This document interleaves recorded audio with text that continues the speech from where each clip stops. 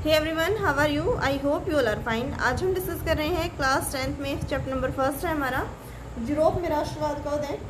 सबसे पहले इसमें एक पिक्चर दी गई है जिसको फ्रेडरिक सारियू जो है उन्होंने डिज़ाइन किया है। 4 पेंटिंग की एक सीरीज़ थी जिसमें से सबसे फर्स्ट पेंटिंग हमारी फर्स्ट चैप्टर में दी गई है। स्टार्टिंग में ही चलिए डिस्कस कर लेते हैं एक बार। इसमें जो है बहुत सारे व्यक्तियों की एक श्रृंखला जो है वो लगातार दिखाई दे रही है, जो कि स्टैचू ऑफ जो ये प्रतिमा दी गई है ये स्टैचू ऑफ लिबर्टी की प्रतिमा है और इसके एक हाथ में जो है मशाल है जो कि नॉलेज का सिंबल है, दूसरे हाथ में जो है मानवाधिकारों का घोषणा पत्र है। इसके साथ ही देखें यहाँ पर नीचे जो है वो कूड़ा करकट दिखाया गया है, जो कि एक तरीके से मोनार्की सिस्टम का समाप्ति की ओर संदेश दिया गया है कि किस प्रकार जो है राजतंत्र तानाशाही शासन व्यवस्था को जो है इन लोगों ने उखाड़ फेंका है और वो एक लिबर्टी फ्रीडम की ओर जो है अग्रसर है, एक नेशन स्टेट की कल्पना कर रहे हैं। और इसके साथ ही सबसे ऊपर देखिए ईसा मसीह को जो है वो दर्शाया गया है इस पिक्चर में और बहुत सारे एंजल्स जो हैं वो दिखाई दे रहे हैं, जो एक तरीके से इन लोगों को जो है ब्लेसिंग दे रहे हैं। इनके मन में आइडियाज़ आए हैं किसके लिए नेशन स्टेट की कल्पना कर रहे हैं, किस प्रकार जो है इनका राष्ट्र राज्य का सिद्धांत उत्पन्न होगा और किस प्रकार जो है ये व्यक्ति कार्य करेंगे और फ्रीडम और लिबर्टी की बात कर रही हैं। चलिए डिस्कस कर लेते हैं। सबसे पहले हमने देखा कि फ्रेडरिक सारियू जो है उन्होंने जो हमने चित्र डिस्कस किया था उसके बारे में बताया गया। आइडिया ऑफ नेशन स्टेट अभी डिस्कस किया। आइडिया ऑफ नेशन स्टेट क्या है? राष्ट्र राज्य की अवधारणा, लोगों के जिन लोगों के कॉमन कल्चर हैं, कॉमन आइडियाज़ हैं और इसके साथ ही साझा संस्कृति हिस्ट्री जो है उनकी। The nation state is a system of organisation defined by geography, politics and culture. जिन ऐसे व्यक्ति समूह जिनकी भाषा, संस्कृति, कल्चर, ज्योग्राफी और पॉलिटिक्स जो है वो साझा हैं, एक तरीके से नेशन स्टेट का निर्माण करने की बात कह रही हैं। नेक्स्ट हमारा पॉइंट जो दिया गया है चैप्टर में, जो कि है फ्रेंच रेवोल्यूशन का, फ्रांसीसी क्रांति किस प्रकार हुई, ये हमने चैप्टर नंबर 1 जो हमारा 9th क्लास का है वहाँ पर पूरी तरह से डिस्कस किया है। पूरी अवधारणा कॉन्सेप्ट क्या है वो हमने समझा था, लेकिन शॉर्ट में हम ब्रीफ में इसको देख रहे हैं कि यहाँ पर जो है मोनार्की फॉर्म ऑफ गवर्नमेंट थी और इसको जो है लोगों ने उखाड़ फेंका और किस प्रकार जो है क्रांति की। और उस क्रांति के बाद जो है नेपोलियन बोनापार्ट जो है वो शासक बन जाता है। नेपोलियन बोनापार्ट जो है जिन्हें हम किस नाम से जानते हैं? नेपोलियन फर्स्ट के नाम से भी जानते हैं। जब फ्रेंच रेवोल्यूशन हुई है तो मोनार्की सिस्टम एक तरीके से जो है समाप्त करके वहाँ पर क्या स्थापित किया गया है? द ट्राई कलर, नया फ्रांसीसी झंडा जो है इन लोगों ने बनाया है। नेशनल असेंबली स्थापित की है। इसके साथ ही आयात निर्यात पर जो शुल्क लगाए गए थे उनको हटाने का प्रयास किया है। और इसके साथ ही उन्होंने क्या किया है? 1804 में जो है सिविल कोड जो है नेपोलियन के द्वारा लाया गया है। इसका कारण इसको क्या कहते हैं? द नेपोलियन कोड के नाम से भी इसको जाना जाता है। इन्होंने क्या किया है? इक्वालिटी ऑफ लॉ जो है स्थापित कर दी है। जन्म के आधार पर जो विशेषाधिकार नागरिकों को प्रदान किए गए थे वो एक तरीके से पूरी तरह से समाप्त कर दिए गए हैं। और इसमें सबसे इम्पोर्टेंट बात क्या है? All man should be treated equally under the law. कानून के सामने सभी व्यक्ति क्या हैं? वो इक्वल ट्रीट किए जाएंगे, सभी समान रूप से जो है उनके साथ व्यवहार किया जाएगा। सेकेंड पॉइंट हमारा प्रोटेक्टिंग प्रॉपर्टी राइट्स। जो प्रॉपर्टी राइट्स है उसको सिक्योर करने की बात की गई है और इसके साथ ही सामंती व्यवस्था के अंत की बात कही गई है। अभी देखिए सबसे पहले पॉइंट हमने डिस्कस किया कि इक्वालिटी ऑफ लॉ जो है वो स्थापित की जाती है। फ्रांसीसी क्रांति के समय जो है जब फ्रांसीसी समाज जो है वो लगातार 3 वर्गों में डिवाइड देखने को मिलता था। फर्स्ट जो था हमारा क्लर्जी वर्ग था, जो कि पादरी चर्च के लोग जो थे इसमें आते थे। सेकेंड है हमारा जो कि नोबेलिटी थी, जो इसमें काफ़ी अमीर घराने के लोग जो थे वो इसमें इंक्लूड थे। और इसके साथ ही तीसरा वर्ग था जो कि कृषक, मजदूर और आम जनता जो है वो इसमें इंक्लूड थे। इनके पास जो है जो थर्ड स्टेज पर लोग हैं, ये भी 3 अलग अलग स्टेजेस में डिवाइडेड थे, लेकिन जो थर्ड स्टेज है बेसिकली इन्हीं को जो है क्या करना है? टैक्स पे करना है। इनका बहुत ज़्यादा जो है टैक्स लगाया जाता था, जिसके कारण जो है इन्होंने विद्रोह किया था। और देखिए जो फर्स्ट हमारी जो स्टेज में व्यक्ति थे जो कि थे क्लर्जी और नोबेलिटी वाले, इन व्यक्तियों को क्या है? इन्हें टैक्स नहीं पे करना था, क्योंकि ये जन्म के आधार पर स्वयं को श्रेष्ठ मानते थे कि भी इनका तो जन्म ही बड़े परिवार में हुआ, बड़े कुल में हुआ, इसलिए ये लोग जो है वो टैक्स नहीं देंगे। इसी वजह से फ्रांसीसी क्रांति की पृष्ठभूमि जो है वो एक तरीके से तैयार हो गई थी। आगे बढ़ते हैं। नेपोलियन ने इन सभी को जो है वो समाप्त कर दिया एक तरीके से। इक्वालिटी ऑफ लॉ जो है वो कानून का शासन वहाँ पर स्थापित कर दिया है, समानता स्थापित कर दी। और जो राइट टू प्रॉपर्टी है और जो फर्स्ट और सेकंड जो हमने डिस्कस किया क्लर्जी और नोबेलिटी, इन्हीं को अधिकार था कि भाई ये क्या है? प्रॉपर्टी रख सकते थे। आम जन के पास जो है वो कोई प्रॉपर्टी वगैरह भी राइट जो वो उनको नहीं दिए गए थे। और वोटिंग राइट तो उनको बाद में जो है लगातार संघर्ष करने के बाद मिला था। इसके साथ ही क्या है? नेपोलियन बोनापार्ट एक तरीके से इसमें बहुत ज़्यादा अच्छे काम भी किए उन्होंने कि भाई उन्होंने सामाजिक समानता स्थापित कर दी है, सामंती व्यवस्था का अंत कर दिया है, लेकिन उसके बावजूद जो है वो कई ऐसे कारण बनते हैं जिसके कारण जो फ्रांसीसी समाज जो है वो कहीं ना कहीं पीछे चला जाता है। पॉलिटिकल फ्रीडम जो है वो नागरिकों से छीन ली जाती हैं, उन्हें ज़बरदस्ती जो है फ्रांसीसी जो सेना है उसके अंदर भर्ती कर दिया जाता है, जिसकी वजह से जो है नागरिकों के बीच जो है विद्रोह की भावना देखने को मिलती है। नेक्स्ट है हमारा the making of nationalism in Europe. Europe में किस प्रकार राष्ट्र राज्य का विचार आया। अभी हमने चैप्टर में डिस्कस किया था स्टार्टिंग में ही कि नेशनल स्टेट का विचार क्या है कि जिन लोगों के समान साझा संस्कृति, इतिहास, ट्रेडिशन, लैंग्वेज जो है वो समान है, वो एक तरीके से नेशन स्टेट की जो है मांग कर रहे थे। इस समय जो है फ्रांसीसी समाज दो अलग अलग वर्गों में बटा हुआ था, एक तो एरिस्टोक्रेट हैं और दूसरे हैं पीजेंट। जो एरिस्टोक्रेट हैं वो वेल्दी पीपल हैं, सोसाइटी के अमीर लोग हैं, पॉलिटिकल राइट इनको प्रोवाइड किए गए हैं।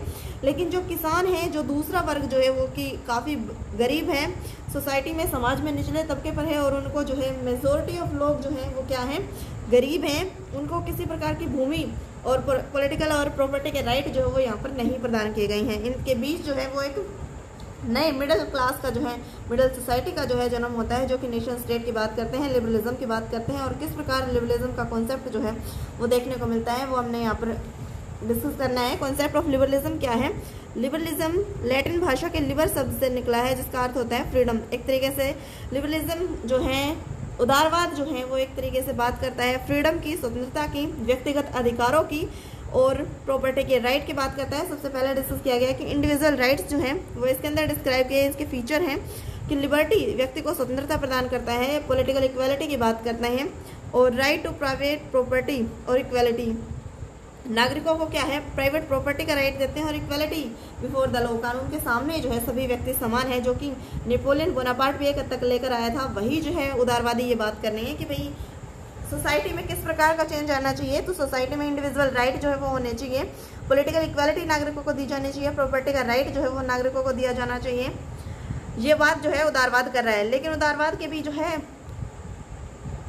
जो बैकवर्ड हम देख सकते हैं कि उसके जो कारण हैं पिछड़ने के, सबसे पहले तो कि वो महिलाओं को जो है वो नागरिक नहीं मान रहा है। किस प्रकार से, क्योंकि वो उसको पॉलिटिकल राइट देने के जो है पक्ष में नहीं है। वोटिंग का राइट जो है इन लोगों ने नहीं दिया, जिसकी वजह से काफ़ी अवहेलना जो है वो नागरिकों के देखने को मिलती हैं और महिलाएं जो है वो लगातार अपने पॉलिटिकल राइट के लिए संघर्ष करती हुई पूरे चैप्टर में फ्रांसीसी क्रांति में भी जो है वो लगातार दिखाई पड़ती हैं। इसके साथ ही ये वोटिंग राइट तो देता है, लेकिन केवल संपत्ति जिनके पास है उन्हीं को देता है। संपत्ति विहीन पुरुष और जो महिलाएं हैं उनको पॉलिटिकल राइट से एक तरीके से वंचित कर दिया जाता है। और लिबरलिज्म बात करता है इक्वलिटी बिफोर लॉ, कानून के समक्ष समानता की, और एंड ऑफ क्लर्जी प्रोविलेज की बात करता है और कॉन्स्टिट्यूशन की बात करता है। यानी कि उदारवाद जो है संविधानवाद की बात करता है और इसके साथ ही बात करता है कि किस प्रकार जो हमने डिस्कस किया कि क्लर्जी वर्ग को जो प्रिविलेज दिए गए थे, सुविधाएं दी गई थी, उनके विशेषाधिकारों को समाप्ति की बात कर रहे हैं लिबरलिज्म भी। इकोनॉमिक चेंजेस क्या आई हैं, फ्रीडम ऑफ मार्केट, मार्केट को जो है ज़्यादा आज़ादी मिली है और 1834 का जो कस्टम यूनियन जो है वो स्थापित किया जाता है। Reduce the number of currencies, जो फ्रांस में जो अलग अलग करेंसी जो है वो लगातार चली आ रही थी कि किस प्रकार एक स्टेट से दूसरे स्टेट में जाने पर जो करेंसी है वो चेंज हो जाती थी। यहाँ पर अलग अलग 30 से ज़्यादा जो है करेंसी विद्यमान थी, जिसको ख़त्म करके 2 प्रकार की करेंसी में जो है वो चेंज कर दिया गया है। नेक्स्ट है हमारा किस प्रकार जो है, अभी तक हमने क्या पढ़ा था कि किस प्रकार से नेपोलियन बोनापार्ट जो है वो चेंजेस लाता है। उसके बाद भी जो है नेपोलियन बोनापार्ट के बाद जो पॉलिटिकल फ्रीडम जो है लोगों से छिन जाती है और पॉलिटिकल फ्रीडम के लिए ही जो है उदारवाद का एक तरीके से जन्म होता है, जो इंडिविजुअल राइट की बात करता है। और उसके बाद जो है जब नेपोलियन बोनापार्ट 1815 के वाटरलू के युद्ध में हार जाता है तो क्या सिचुएशन देखने को मिलती है, वही इसमें हमने डिस्कस करना है कि किस प्रकार जो है 1815 का युद्ध होता है, जो कि मेनली 4 स्टेट वर्सेस नेपोलियन के बीच में है, जो कि है ब्रिटेन, रूस, पर्सा और ऑस्ट्रिया। और इसके विरुद्ध जो युद्ध लड़ रहा है वो है नेपोलियन। इस युद्ध में नेपोलियन की हार हो जाती है और यहाँ पर जो है एक तरीके से रूढ़िवादी व्यवस्था दोबारा से जो है वो स्थापित हो जाती है। मोनार्की सिस्टम जो है वो ये लोग स्थापित करते हैं, सोशल हायरार्की दोबारा स्थापित कर देते हैं और चर्च की पावर जो है वो इंक्रीज हो जाती है। यानी कि जब नेपोलियन की इस युद्ध में हार हो जाती है तो ब्रिटेन, रूस, पर्शिया और ऑस्ट्रिया के जो नागरिक हैं, जो यहाँ के सम्राट हैं, ये सभी जो है मोनार्की सिस्टम को सपोर्ट करते हैं, राजशाही तानाशाही व्यवस्था को जो है दोबारा लाने का प्रयास करते हैं और दोबारा जो है वो यहाँ पर एक रूढ़िवादी सरकार जो वो स्थापित हो जाती है। उसके बाद क्या होता है, ट्रीटी ऑफ वियना की संधि होती है 1815 के अंदर। इसका होस्ट कौन है, ऑस्ट्रिया के चांसलर ड्यूक मेटरनिक। यहाँ पर देखिए ब्रिटेन, रूस, प्रूसिया और ऑस्ट्रिया जो है यहाँ पर विजयी हो जाते हैं। तो यही जो है वो क्या करते हैं, रूढ़िवादी हैं। हमने पढ़ा था कि भैया मोनार्की सिस्टम को दोबारा लाना चाहते हैं, तो इन्होंने क्या किया, पूर्व राजवंश जो हमने स्टार्टिंग में पढ़ा था कि फ्रांस में कौन सत्ता में था, पूर्व राजवंश जो है वो सत्ता में था, वही जो है ये दोबारा जो है सत्ता में काबिज हो जाते हैं, सत्ता में इनकी वापसी आ जाती है। ऑस्ट्रिया जो है जो कि इस युद्ध में जीता है उसको इटली मिल जाता है, रूस को जो है पोलैंड का नियंत्रण जो है वो पूरी तरह से प्रदान किया जाता है। और इसके साथ ही फ्रांस की जो सीमाएं हैं उस पर कई तरीके से जो है अदर स्टेट जो है उनके द्वारा उनकी स्वतंत्रता का हनन किया जाता है और वहाँ पर कायम कर दिए जाते हैं, ताकि फ्रांस जो है अपनी विस्तारवादी नीति जो है उसको नहीं इंक्लूड कर पाए। उसके बाद जो है द रेवोल्यूशनरी क्रांतिकारी घटनाएं किस प्रकार से चलती रहती हैं उसके बारे में बताया गया। 1815 में हमने अभी देखा कि किस प्रकार से यहाँ पर जो है मोनार्की सिस्टम स्थापित कर दिया गया, तानाशाही व्यवस्था दोबारा से स्थापित आ गई है, बुर्बो राजवंश दोबारा यहाँ पर स्थापित हो चुका है। तो यहाँ पर जो लिबरलिज्म थे, जो उदारवादी थे, जो संविधानवाद की बात कर रहे थे, जो कि फ्रीडम की मांग कर रहे थे, राइट टू प्रॉपर्टी की बात कर रहे थे, वो यहाँ पर खुलकर जो है वो काम नहीं कर पाएंगे, जिसकी वजह से वो जो व्यक्ति हैं, वो क्रांतिकारी हैं, वो अंडरग्राउंड हो जाएंगे और वो भूमिगत होकर ही जो है वो कार्य करेंगे। वो कैसे कार्य करेंगे, इसमें सबसे ज़्यादा भूमिका जो की है जोसेफी मैज़िनी की, जो कि इटली के नागरिक हैं। इनका जन्म कहाँ हुआ है, जिनेवा में इनका जन्म हुआ है। और ये मेंबर हैं किसके, member of secret society of the Carbonari. इसके साथ ही ये यंग इटली की स्थापना करते हैं, यंग यूरोप इन बर्नई। इसके साथ ही देखिए मेटरनिक, जो कि हमने अभी देखा था कि कहाँ के चांसलर थे, ऑस्ट्रिया के थे।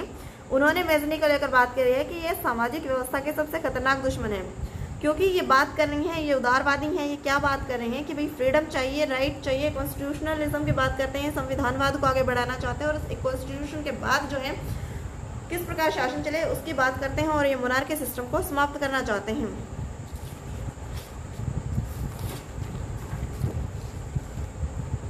नेक्स्ट हमारा है द एज ऑफ रेवोल्यूशन। 1830 से 48 का समय जो है वो एक ऐसा टाइम पीरियड है जब लगातार जो है फ्रांस में, यूरोप में बहुत सारी क्रांतियों का दौर जो है वो लगातार चल रहा है। इसीलिए इसको जो है एज ऑफ रेवोल्यूशन यानी क्रांति का एक युग जो है वो इसकी संज्ञा दे दी गई है।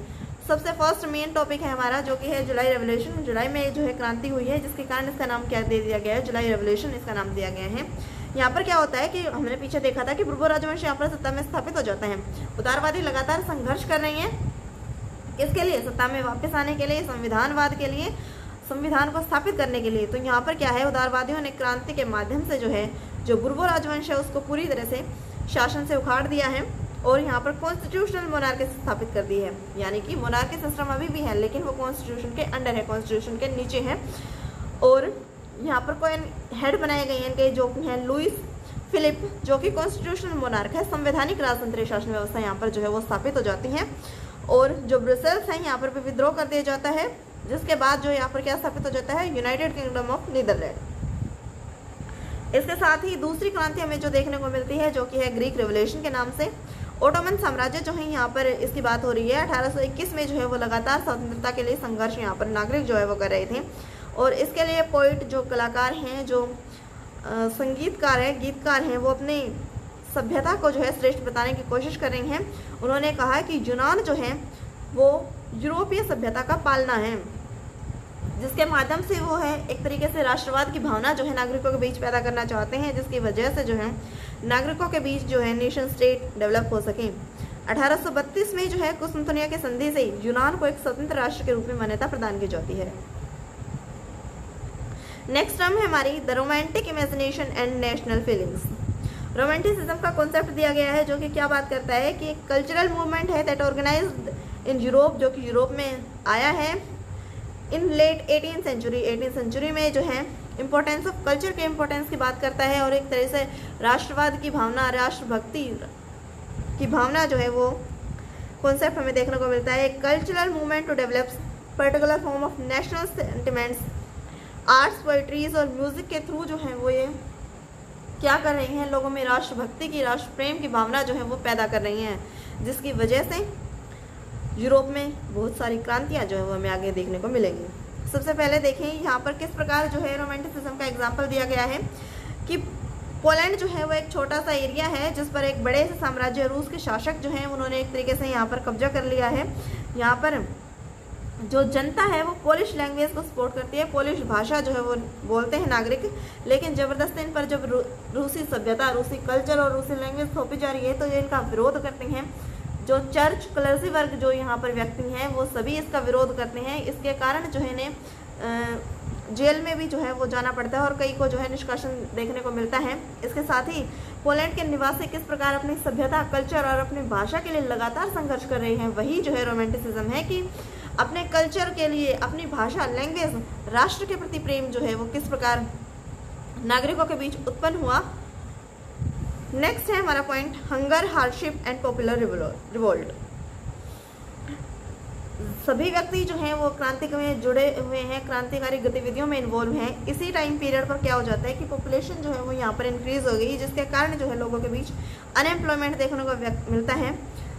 व्यक्ति जो है गांव से शहरों में पलायन करते हैं जो कि स्लम के कारण बनते हैं। वहाँ पर बहुत सारी झुग्गी झोपड़ियाँ जो हैं वो स्थापित करनी पड़ती हैं। और उसके बाद जो है किसानों की स्थिति भी दयनीय है क्योंकि एम्प्लॉयमेंट जो है वो यहाँ पर है नहीं, और जो अकाल की स्थिति है वो यहाँ पर लगातार बनी हुई है, जिसकी वजह से देखें यहाँ पर किसान जो है वो लगातार उनकी सिचुएशन जो है वो खराब होती जाती है और वो लगातार जो है सभी व्यक्ति मिलकर विद्रोह कर देते हैं। इस विद्रोह का क्या परिणाम निकला, तो 1848 में जो यहाँ के सम्राट हैं, जो यहाँ के किंग हैं लुईस फिलिप, हमने ऊपर पढ़ा था कि कॉन्स्टिट्यूशनल मोनार्क जो है वो स्थापित कर दिए जाते हैं और लुईस फिलिप को जो है संवैधानिक राजतंत्रीय शासन व्यवस्था संभालने की जिम्मेवारी दी जाती है। लेकिन इन विद्रोहों के चलते जो है ये अपने जिम्मेदारी छोड़ देते हैं और क्या करते हैं, ये यहाँ से भाग जाते हैं। ऐसी स्थिति में क्या होता है कि नेशनल असेंबली जो है वो दोबारा से स्थापित की जाती है।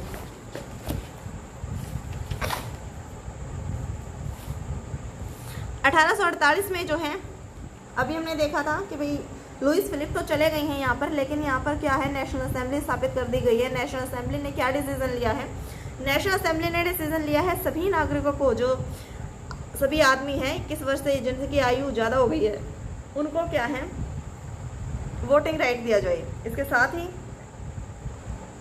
राइट टू वर्क, क्योंकि पीछे बेरोजगारी जो है वो चरम सीमा पर थी, अनएम्प्लॉयमेंट जो था वो लगातार बढ़ रहा था, जिसकी वजह से इन व्यक्ति जो है शहरों में काम की तलाश में आ रहे थे, वो जो है लगातार बढ़ रहा था। तो राइट टू वर्क भी जो है इन्होंने प्रोवाइड करने की बात कही है। इसके साथ ही देखें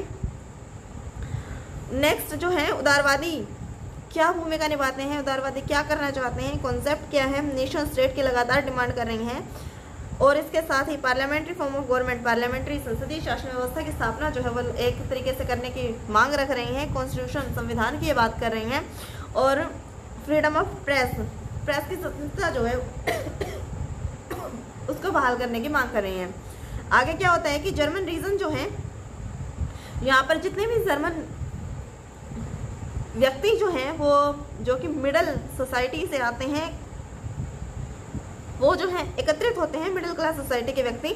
ऑल जर्मन नेशनल असेंबली के लिए 831 सदस्य जो हैं फ्रैंकफर्ट, जो वहाँ पर चर्च है, वहाँ पर एकत्रित हो जाता है, जिसको फ्रैंकफर्ट संसद के नाम से जाना जाता है बाद में, जहाँ पर कॉन्स्टिट्यूशन की मांग लगातार चल रही कॉन्स्टिट्यूशन को फॉर्म करने के लिए जो है वो यहाँ पर कार्य करते हैं। लेकिन यहाँ पर एक बड़ी गलती कर बैठते हैं कि वो अपने कॉन्स्टिट्यूशन से मजदूर और जो कारीगर हैं उनकी अनदेखी कर देते हैं, जिसके कारण जब वो अपने संविधान को राजा के पास लेकर जाते हैं तो राजा जो है वो उसे एक्सेप्ट करने से मना कर देता है, क्योंकि कोई भी किंग देखिए वो अपनी सत्ता क्यों छोड़ना चाहेगा, कोई भी शासक जो है वो अपने आप को कॉन्स्टिट्यूशन से ऊपर ही मानेगा, वो उसे क्यों नीचे, भाई अपने आप को क्यों नीचे स्थापित करेगा कि भाई उसी की सत्ता जो है वो स्थापित तानाशाही व्यवस्था होनी चाहिए। उसके बाद क्या हो जाता है, the making of Germany, Germany का एकीकरण किस प्रकार होता है, जर्मनी का निर्माण किस प्रकार होता है, चलिए देखते हैं। 1848 में जो मिडिल क्लास जो सोसाइटी वर्कर सामने आई हैं, यही व्यक्ति क्या करते हैं, ये लैंडलॉर्ड्स जो हैं वो इनकी हेल्प लेते हैं, किसमें कि वो जो है कॉन्स्टिट्यूशन असेंबली, जो कॉन्स्टिट्यूशन है वो स्थापित कर पाएँ एक तरीके से। और ये हेल्प लेते हैं कहाँ पर, तो ये प्रशिया से जो है वो हेल्प लेते हैं। और इसके साथ जो है एक युद्ध हो जाता है प्रशिया और ऑस्ट्रिया, डेनमार्क और फ्रांस के बीच में। ये युद्ध जो है लगातार 7 वर्षों तक चलता है, लेकिन इस युद्ध में जो है प्रशिया जो है वो जीत जाता है। जिसके बाद जो है यहाँ पर क्या हो जाता है, कॉन्स्टिट्यूशनल फॉर्म ऑफ गवर्नमेंट जो है एक तरीके से स्थापित हो जाते हैं। यहाँ पर किंग कौन है, यहाँ पर किंग बनते हैं विलियम फर्स्ट, विलियम प्रथम। यहाँ पर इकोनॉमिक चेंजेस जो हैं ये बहुत ज़्यादा लाते हैं और इसके साथ ही जुडिशियल सिस्टम जो है उसको इम्प्रूव करते हैं, मॉडर्नाइजेशन की ओर आगे बढ़ते हैं। और एक तरीके से यहाँ पर हमने देखा कि जर्मनी के एकीकरण में किस प्रकार अपना रोल जो है वो प्ले कर रही हैं। इसके साथ ही अगला हमारा पॉइंट है इटली का एकीकरण किस प्रकार हुआ। इटली में जो है बेसिकली 7 अलग अलग पार्टों में जो राज्य थे वहाँ पर ये डिवाइडेड था। और यहाँ पर जो एक किंग है जिसका नाम है सार्डिनिया पीटमान, यहाँ पर इनके मंत्री हैं जिनका नाम है कावूर। यहाँ पर देखिए जो ये इलाका है हमारा ये ऑस्ट्रिया के शासन में है, ऑस्ट्रिया ने इस पर कब्जा कर रखा है। तो यहाँ पर जो मंत्री हैं यहाँ पर कावूर वो फ्रांस की हेल्प लेकर यहाँ पर जो है इनको हरा देते हैं और यहाँ पर इटली को जो है इसमें इंक्लूड कर ले जाता है, एक तरीके से इनका शासन हो जाता है इटली से। अब जो हमारा ये वाला पार्ट है यहाँ पर जो है किंग ऑफ स्पेन, स्पेन का जो है एक तरीके से कब्जा है, यहाँ पर स्पेन ने आधिपत्य जो है यहाँ पर स्थापित किया हुआ है। तो यहाँ पर क्या करते हैं ये गैरिबाल्डी जो है इनकी हेल्प लेते हैं और इनकी हेल्प से जो वॉलंटियर है एक तरीके से इनके बीच भी जो है बहुत ज़्यादा युद्ध देखने को मिलता है और इस युद्ध में जो है गैरिबाल्डी की जो है विजय हो जाती है। कावूर और गैरिबाल्डी मिलकर जो है वो यहाँ पर इसे भी जो है इटली में इंक्लूड कर लेते हैं और इस तरीके से देखिए इन्होंने ये इलाका भी जो है जीत लिया है और स्पेन के किंग से इसे भी आज़ाद करा लिया और इसको जो है पूरी तरीके से इटली में इंक्लूड कर लिया है। अब जो मेन जो पार्ट है जो सेंट्रल का पार्ट है वो हमारा पोप के कंट्रोल में है। तो पोप के कंट्रोल यहाँ पर इन्होंने देखा कि किस प्रकार ऑस्ट्रिया और जो स्पेन है यहाँ से इन्होंने युद्ध लड़कर जो है इन्होंने जीता है और किस प्रकार इन्होंने इटली को जो इंक्लूड किया। तो पोप भी जो है डरकर जो है इनकी सत्ता को स्वीकार कर लेता है और किस प्रकार जो है ये पूरी इटली का जो है वो एकीकरण हमें देखने को मिलता है। नेक्स्ट है हमारा point the strange case of Britain. Britain में किस प्रकार एकीकरण हुआ है ब्रिटेन का, चलिए पढ़ते हैं। सबसे पहले देखिए ब्रिटेन भी कई अलग अलग भागों में डिवाइडेड था। स्कॉटलैंड यहाँ पर स्कॉट व्यक्ति रहते थे, इंग्लैंड यहाँ पर अंग्रेज, वेल्स में वेल्स नागरिक रहते थे, आयरलैंड जो है यहाँ पर कौन थे, आयरलैंड में आयरिश व्यक्ति जो है यहाँ पर रहते थे। इनकी कल्चर जो है वो अलग अलग था। तो इनके जो है एक तरीके से एक साझा संस्कृति, इतिहास और इनके बीच समान लैंग्वेज लगाने के लिए जो है वो लगातार ब्रिटेन ने किस प्रकार एकीकरण किया है वही इसमें हम पढ़ने वाले हैं। देखिए जो स्कॉटलैंड है उसको एक तरीके से इंग्लैंड बना लेता है और इनके साथ जो है वो एक्ट ऑफ यूनियन जो है वो साइन किया जाता है 1707 के अंदर। और वहाँ पर क्या हो जाता है United kingdom of great Britain जो है स्कॉटलैंड को इंग्लैंड में मिला ले जाता है, जिसके बाद स्थापना होती है United kingdom of great Britain की। इसके साथ ही जो आयरलैंड का हिस्सा है, आयरलैंड के हिस्से में जो है कैथोलिक और प्रोटेस्टेंट जो है ये दो धर्म के अनुयायी जो थे वो यहाँ पर रहते थे। और जो इंग्लैंड है वो एक तरीके से प्रोटेस्टेंट्स को जो है बहुत ज़्यादा सपोर्ट करता है, जिसकी वजह से इनके बीच संघर्ष जो है वो लगातार और ज़्यादा बढ़ता चला जाता है। लेकिन बाद में क्या है इंग्लैंड ज़बरदस्ती जो है वो इनको आयरलैंड को भी जो है वो यहाँ पर मिला लेता है और इस तरह से जो है ब्रिटेन का भी जो है एक तरीके से गठन यहाँ पर हमें देखने को मिलता है।